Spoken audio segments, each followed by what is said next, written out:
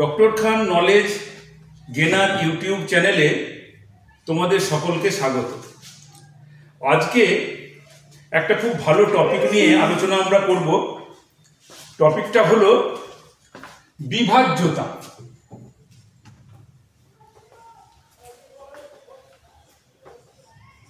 যাকে ইংরেজিতে বলে ডিভিজিবিলিটি।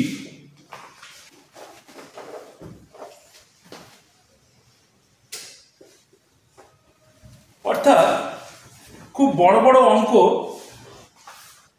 একটা দেওয়া থাকে, যেমন ধরো 2, 7, 3, 4, 9, 8, 4, 6 এরকম একটা নাম্বার 2, 3, 4, 5, 6, 7, 8, 9, 11, 13, 17, 15, 22 এগুলো দিয়ে ভাগ করা যায় কিনা পরীক্ষাতে প্রায়ই আসে। কিন্তু এখন কি তুমি এটা মনে করো 11 দিয়ে ভাগ যায় কিনা বা 7 দিয়ে ভাগ যায় কিনা যদি প্রশ্ন আসে, তাহলে কি ভাগ করে দেখবে? ভাগ করতে গেলে অনেক সময় লাগে। সেই জন্য কিছু শর্টকাট নিয়ম তোমাদের শিখিয়ে দিই, যেটাতে তোমাদের এই রকম যত বড় অঙ্কেরই সংখ্যা হোক না কেন, সেই সংখ্যাগুলো দেখা মাত্রই তোমরা বলে দেবে একটু টেস্ট করে যে এই ভাগটা সেই সংখ্যাটা দিয়ে যাবে কিনা। তো আমরা সেই জায়গাটায় যাওয়ার জন্য নিয়ম কানুনগুলো এক এক করে শিখছি।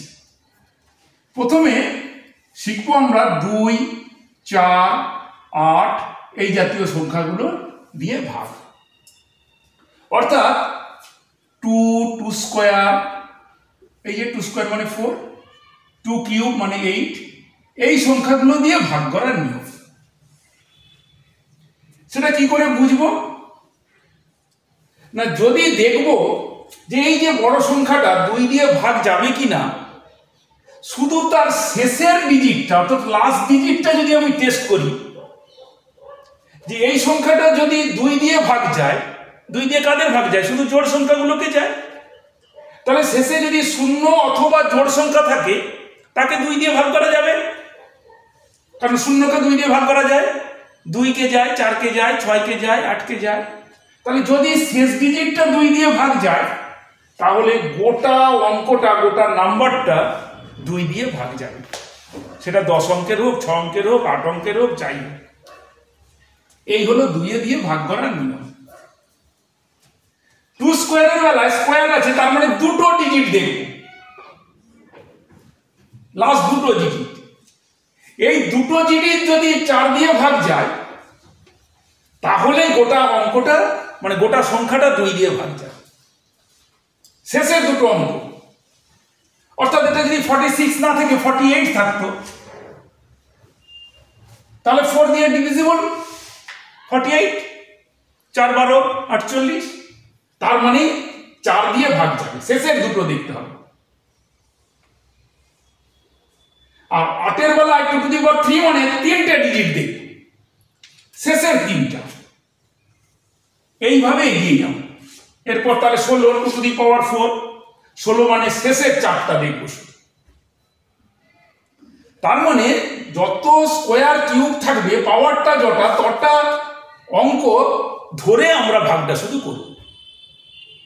তাহলে 2 এর বেলায় আমরা শুধু 8 দেখলাম, 4 এর বেলায় আমরা 48 দেখব, আর 8 এর বেলায় 848 দেখব। ক্লিয়ার সকলে?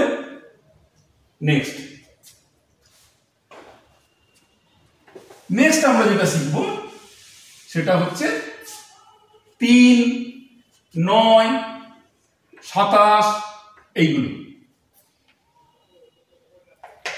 এগুলো কি করে বুঝবো? এটা বুঝবার দুটো নিয়ম আছে।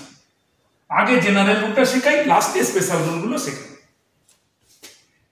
3 দিয়ে ভাগ করার নিয়ম হলো, যে কোনো একটা অঙ্ক লেখো, যত অঙ্কের সংখ্যা, মনে করো 6 অঙ্কের একটা সংখ্যা লিখলাম বা 5 অঙ্কের একটা সংখ্যা লিখলাম। ধরো 2, 3, 1, 4, 2। এই সংখ্যাটা 3 দিয়ে ভাগ যাবে কিনা কি করে বুঝবো? ছোট একটা শিখলেই বড়গুলো শিখে ফেলবে। এইগুলোর ডিজিট গুলোকে শুধু যোগ করবে। তাহলে কত? 2, 3, 5, 6, 4, 10, 2, 12। 12কে 3 দিয়ে ভাগ করা যায়, তাহলে গোটা অঙ্কটা অর্থাৎ 23142 এই যে 5 অঙ্কের সংখ্যাটা 3 দিয়ে ভাগ যাবে। ঠিক একইভাবে 9 মানে 3 স্কোয়ার, তাহলে এর বেলাতেও ওই একই নিয়ম। যদি এই সংখ্যাটা 9 দিয়ে ভাগ যায় তাহলে এটা 9 দিয়ে ভাগ যাবে। এখানে ক্ষেত্রে দেখি তো এটা যাবে কিনা। তাহলে কত হয়েছে এটা 2 4 6 একে 7 3 10 2 12, 12কে 9 দিয়ে যায় না, তাই এটা হলো না। কিন্তু এর সঙ্গে যদি মনে করো আরেকটা 3 দেওয়া থাকতো তাহলে কিন্তু চলে যাবে। তার মানে এর সঙ্গে আর 3 যদি যোগ করতে তুমি কি হতো 15 হতো না, 15 হলেও তো হবে না, 18 হতে হবে। তার মানে এটা 6 লাগবে। তার মানে 6 যদি হয় তাহলে কিন্তু ভাগ চলে যাবে। এই যে 6 2 8 4 12 13 3 16 2 18 9 2 গুণে 18, এই 18কে 9 দিয়ে ভাগ যায়। তার মানে এই যে 2,31,426 এই যে ডিজিটটা সেটা 9 দিয়ে ভাগ যাবে। এই হলো 3 আর 9 এর নিয়ম। এরপর আসছে 5 এর নিয়ম। 5 দিয়ে ভাগ করা যাবে কাকে কাকে। Rule of 5। 5 দিয়ে ভাগ করার নিয়ম হলো যে কোনো সংখ্যার শেষে যদি 5 থাকে অথবা 0 থাকে তাহলেই 5 দিয়ে ভাগ যাবে। তাহলে লাস্ট অঙ্কটা 5 থাকতে হবে, অর্থাৎ 2 3 5 4 9 যাই থাকুক না কেন, এরপরে একটা শূন্য থাকলেও 5 দিয়ে ভাগ যাবে। আর যদি শূন্যের পরে শূন্য না থেকে যদি আরো একটা সংখ্যা 2 দিয়ে লাস্টে 5 থাকে তাহলেও ভাগ যাবে। তার মানে শেষ অঙ্কটা 0 হলেও যাবে 5 হলেও যাবে। এই হলো রুল অফ 5। রুল অফ 6 কি? 6 দিয়ে কোন সংখ্যাটা ভাগ যাবে কি করে জানবো? অর্থাৎ যে সংখ্যাটা 2 দিয়েও ভাগ করা যায়, অর্থাৎ 2 এর নিয়ম শিখেছি, লাস্টে জোড় অথবা শূন্য, আর 3 দিয়ে ভাগ করা যায়। 3 দিয়ে কাকে ভাগ করা যায়? যেগুলোর যোগফলটা, ডিজিটগুলোর যোগফল, অঙ্কগুলোর যোগফল 3 দিয়ে ভাগ যায়, সেই সংখ্যাটা 3 দিয়ে ভাগ করা যায়। তাহলে যে সংখ্যাকে 2 দিয়েও যায় এবং 3 দিয়েও যায় তাকেই 6 দিয়ে যায়। তাহলে একবার আমরা 2 এর টেস্ট করে নেব, একবার 3 এর টেস্ট করে নেব, দিয়ে যদি দুটোই যায় তাহলে 6 দিয়ে যাবে।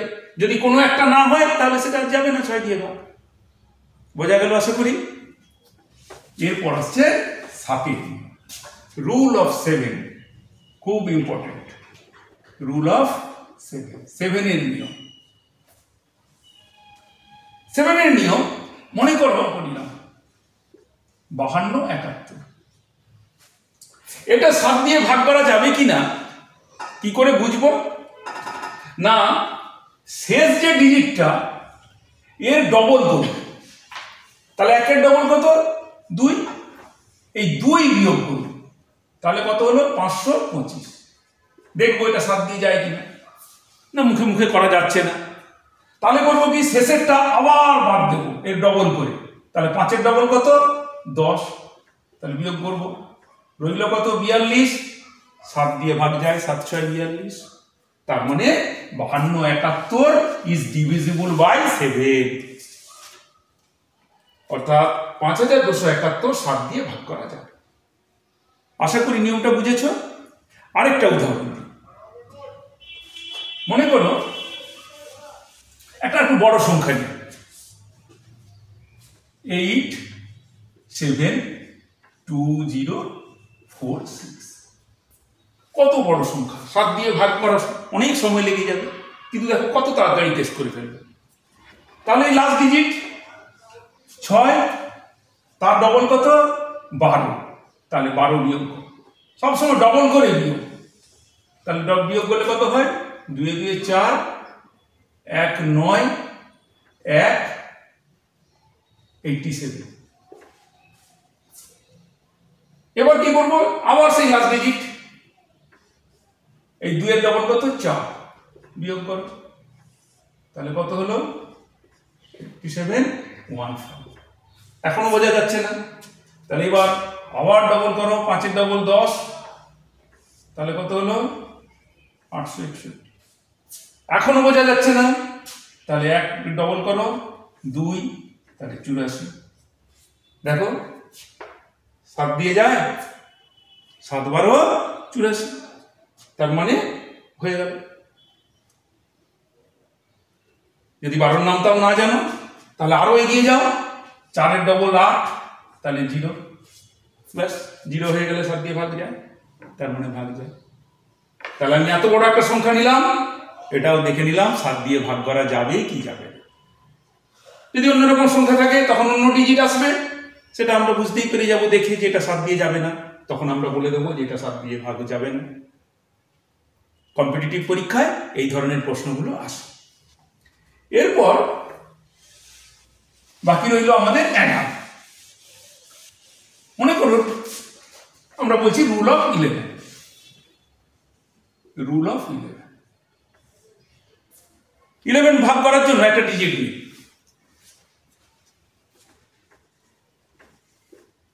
1359, আরো একটু বড় দিন 2579। এটা 11 দিয়ে ভাগ করা যাবে কি যাবে না, কি করে বুঝবো? না আমরা এই দেখো ইভেন পজিশন অর্থাৎ বা অড পজিশন, এই যে 1 নম্বর পজিশন, তারপর 3 নম্বর পজিশন, তারপর 5 নম্বর পজিশন, তারপর 7 নম্বর পজিশন নিলাম। আবার অড গুলো নিলাম, এটা আমরা অড নিয়েছি, এবার ইভেন 2 4 6 8। এই যে অড নাম্বারের অঙ্কগুলো ডিজিটগুলো আর ইভেন নাম্বারের যে ডিজিটগুলো সেগুলো আমরা যোগ করব। তাহলে এগুলো যোগ করলে কত হয়? 9 5 14, 9 23, 3 26। অড পজিশনের অর্থাৎ অযুগ্ম স্থানীয় সংখ্যাগুলোর হলো যোগফল 26, আর যুগ্ম স্থানীয় অঙ্কগুলো 2 4 6 8, এই যে পজিশনগুলো এদের যোগফল কত? 7 2 9 5 14, একে 15। তাহলে এই 15 এইটা যোগ করে, তাহলে আমি 26 পেয়েছি কি করে করে? না 3 + 9 + 5 + 9 করে। আর 15 পেয়েছি কি করে? 1 5 6 2 8 7 15, তার মানে 1 5 2 7। তাহলে 26 থেকে 15 গেলে কত? 11। এই সংখ্যাটা যদি 11 দিয়ে ভাগ যায়, এই যেমন 11 এসছে, 11কে 11 দিয়ে ভাগ যাবে, তাহলে আমরা বলতে পারি যে সংখ্যাটা 11। এবার আমরা রুল অফ 13 শিখব। রুল 13 শেখাতে মজার বিষয়টা হলো আমরা 7-এর জন্য একটা নিয়ম শিখেছি, 11-র জন্য একটা নিয়ম শিখেছি, আর 13-র জন্য এখন একটা নিয়ম শিখতে চলেছি।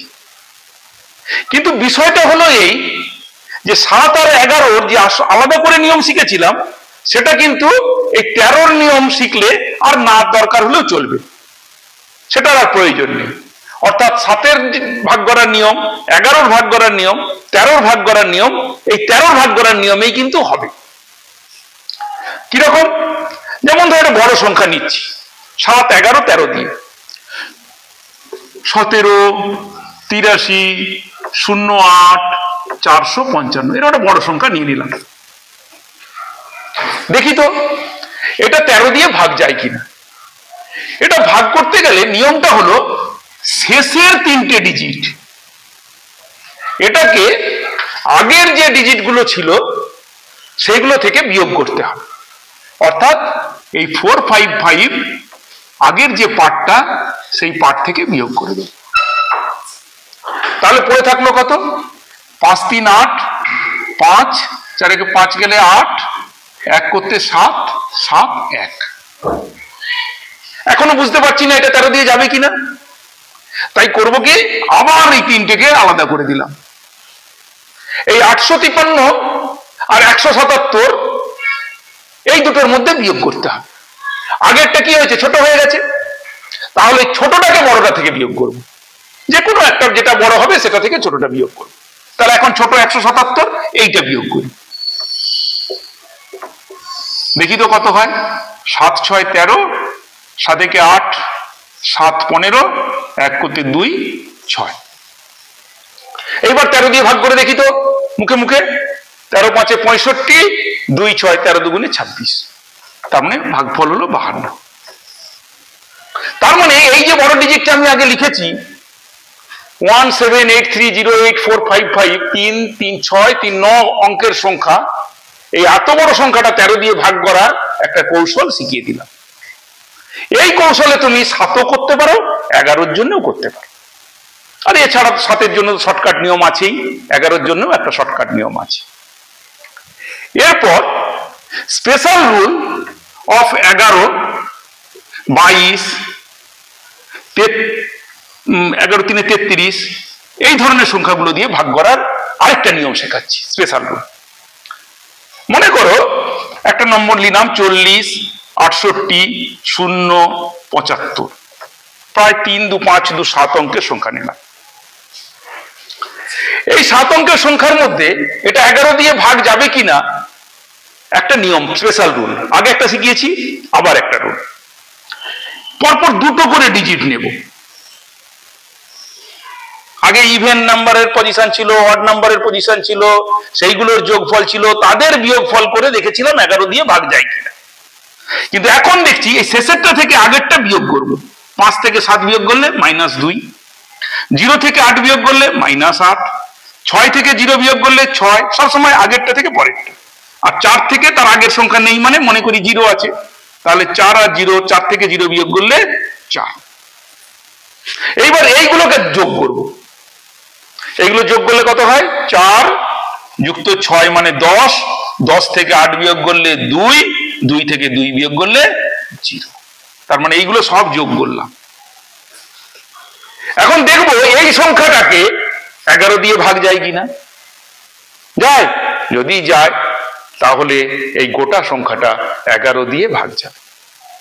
এই নিয়মটা 11, 22, 33 সকলের জন্য প্রযোজ্য। আরো একটা আমি স্পেশাল রুল, এগুলো কিন্তু স্পেশাল, আমার একটা স্পেশাল রুল দেখাচ্ছি 3-এর জন্য। স্পেশাল রুল 3 কিরকম? মনে করো একটা নাম্বার নিলাম 2 4 5 4 3, আরো 6 নিলাম, 0 নিলাম, 9 নিলাম, 8 নিলাম, 1 নিলাম, 3 নিলাম। এত বড় ডিজিট, এইটাকে 3 দিয়ে ভাগ যায় কিনা আমাকে বলতে হবে। তাহলে আগে আমি শিখিয়েছিলাম কি এগুলোকে সব যোগ করে দিয়ে দেখতাম 3 দিয়ে ভাগ যায় কিনা। এখন আরেকটা স্পেশাল রুল হচ্ছে আমরা 3 6 9 এইগুলো যেভাবে হোক বানিয়ে নাম্বারগুলোকে, ডিজিটগুলোকে কেটে দেব। কিরকম? যেমন ধরো 2 আর 4 এই মিলে হলো 6, তাহলে এগুলো কেটে দিলাম, এই যে 6 হয়ে গেছে। আমরা যে করে হোক 3 6 9 বানাবো যোগ করে করে। এই 5 আর 4 9 কাটা হয়ে গেল, 3 আর 6 9 কাটা হয়ে গেল, 0 আর 9 মিলে যোগ করলে 9 হয়, কাটা হয়ে গেল, 8 একে 9 9 কাটা হয়ে গেল, 3 একা তাও কাটা হয়ে গেল। তার মানে এই এত বড় নাম্বারটা 3 দিয়ে ভাগ যাবে, সব যেহেতু কাটা হয়ে গেছে। যদি একটা কোনো কারণে রয়ে যেত, মনে করো এর মাঝে একটা বা শেষে একটা 2 রয়ে গেছিল, এটাকে তো আর 3 বানাতে পারছি না, তার মানে যাবে না। যদি আরো 1 থাকে তাহলে 2 একে 3 মিলে চলে যাবে। আশা করি বোঝাতে পেরেছি, সবাই বুঝতে পেরেছো? ভালো লাগলে শেয়ার করে দিও, আর দেখা হবে আবার পরবর্তী ক্লাসে।